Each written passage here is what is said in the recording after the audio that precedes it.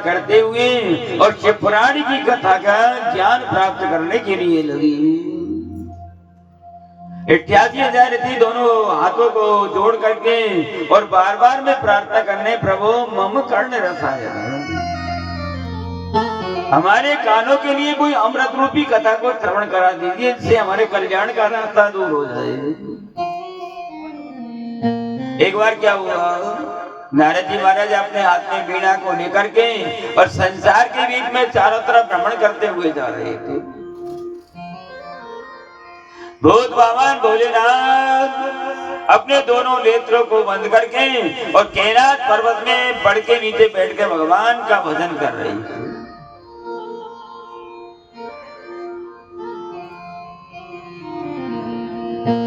एक रोज नारद जी ने मौका देखा और कैलाश पर्वत में पहुंचे तो कैलाश पर्वत की कैसी शोभा दिखाई देने लगी, जिसमें पीपल के पेड़ लगे हुए, बेलपत्र की झाड़ी लगी हुई और वायु के बीच में पक्षी गुंजार शब्द करने के लिए लगे। नारद जी हाथ में वीणा को लेकर के और भोले बाबा को तो प्रणाम नहीं किया और माता पार्वती के भवन में प्रवेश करने लगे। आइए नारद जी, आइए नारद जी।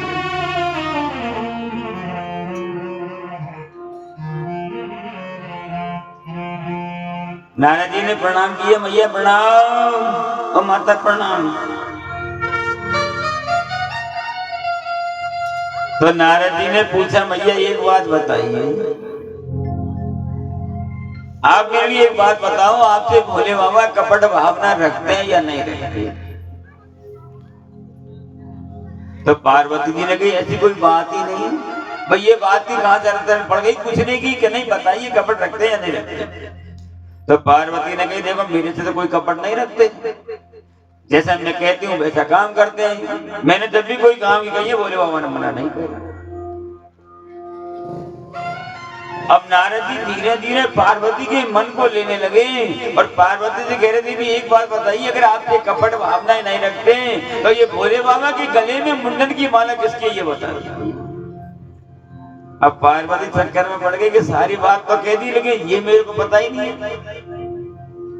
तो नारद जी ने कहा, यही तो कपट की बात है भाई, ये तो राज की बात है, आज तक आपको पता ही नहीं। तो पार्वती जी ने ध्यान दिया, क्या कर रहे हो आप, ये मुंडन की माला कहाँ, मुंडन की माला। तो नारद से पूछे, आप जानते हो? हाँ मैं जानता हूँ भैया। तो बताइए नारद जी। तो नारद जी ने कहा, देख माता, भोले बाबा के पास में तो अमर कथा है, वो तो सुन के अमर हो जाते हैं और जब तुम मर जाती हो नहीं तो तुम्हारे ये मुंडन की माला अपने गले के बीच में डाल रहे। अब नारद जी तो आग लगा के वहां से चले गए। अभी इतना किया, पार्वती जी को तो क्रोध आ गया। जैसे अपने घर में इतना कोई औरत से कोई कह के चला जाए तो ठीक है, आने तो देखेंगे उनको। पार्वती तैयार हो गए, आने दीजिए भोले बाबा को। अब भोले बाबा तो भजन करके आए, सहज भावना में तो आए। और पार्वती तो तोप भर के तैयार बैठी हुई। और पार्वती जी ने कहा प्रभु आप तो बहुत कपटी हो। बोले ये क्या कह रही है, कोई आज तक कोई ऐसी बात नहीं, आज ये कैसे कह रही कपटी। बोले बाबा की देवी क्या बात है, मेरे बात तो बता भाई, कैसे गुस्सा आ रहा, बात बताइए। पार्वती जी की बात की जरूरत नहीं है, तुम तो बहुत कपटी हो। तुम ये बताओ पहले तो ये गले में मुंडन की माना कौन की, ये बता दिया। भोले बाबा ने विचार किया कि नारद का वाड़ा कर गया तो सारी बात को नारद जी कह के चला। तो भोले बाबा ने कहा देवी तुमने कभी पूछी नहीं, भाई पूछती रही तो बताता मैं। तो आज बताओ ये मुंडन की माला किसकी, ये बताइए। तो भोले बाबा ने कहा धीरज तो धारण करो, बैठने तो थोड़ा, अब बैठ जाओ आप, तो मेरे बताओ किसकी माला मुंडन। भोले बाबा की देवी जीवन चक्र है, क्योंकि ऐसा कहते हैं मृत्युर्जन्म सताम वीरा देहिने से जायते। ऐसा कहते हैं मनुष्य को चाहे 1 वर्ष में मरना पड़े, चाहे 10 वर्ष में, चाहे 100 वर्ष में, चाहे 1000 वर्ष में, लेकिन मरना पड़े। और ये जीवन चक्र चलता है तो देवी आप मर जाती हो और आपके मुंडन की माला। अरे प्रभु आप तो बहुत करते हो, क्योंकि आपके पास में अमर कथा है और आपने मेरे को अमर कथा को नहीं सुनाया। तो भोले बाबा ने कि अब सुन लो अमर कथा, क्या दिक्कत है बोलिए। तो प्रभु अमर कथा सुनना चाहते हो। ये सूक्ष्म सारांश तो शिव पुराण में भी है, भागवत जी का। भोलेनाथ ने ऐसा ही किया, बगीचा में बैठाया, भोले बाबा ने 3 तालियों का प्रवेश किया और अमर कथा सुनाई। तो भोलेनाथ से सुना रहे तो पार्वती को नींद आ गई। और जब नींद आ गई तो सुग्रीव तोता ने कथा को सुन लिया। भोलेनाथ के आनंद पूर्वक सुना रहे थे और पार्वती को नींद आ गई। तो नींद आने का क्या कारण है भाई, नींद क्यों आई।